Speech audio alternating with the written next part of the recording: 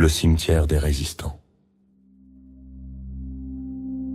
Dans l'ombre des villes, dans le froid des nuits, ils portaient leurs paroles pour éveiller les consciences afin que jaillisse la vérité. Ils ont choisi de parler, d'interroger, quand d'autres préféraient se taire.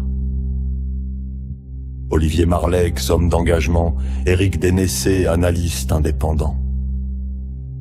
Christophe Chalençon, voix de la contestation, Dr Stéphane Gaillet, médecin de conviction fidèle à son serment.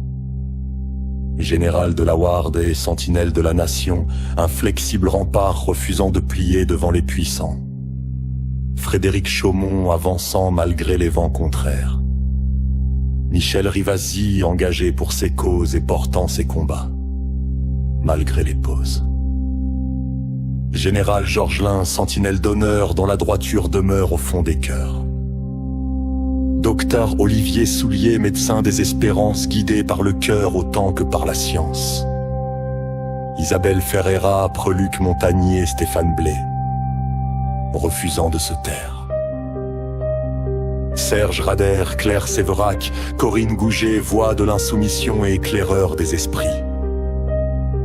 Ils dénonçaient ce qu'ils estimaient être des mensonges ou des injustices, animés par leur conscience et leurs convictions. Ils ont parlé, ils ont résisté, sans toujours être écoutés. Le cimetière de la résistance garde leur nom et leur persévérance. Les années passent, les débats demeurent, que l'on partage ou non leurs opinions, leur engagement nourrit la réflexion. Au-delà des tombes, au-delà du temps, restent les idées, les questionnements dans chaque esprit qui refuse l'oubli. Le souvenir poursuit sa vie.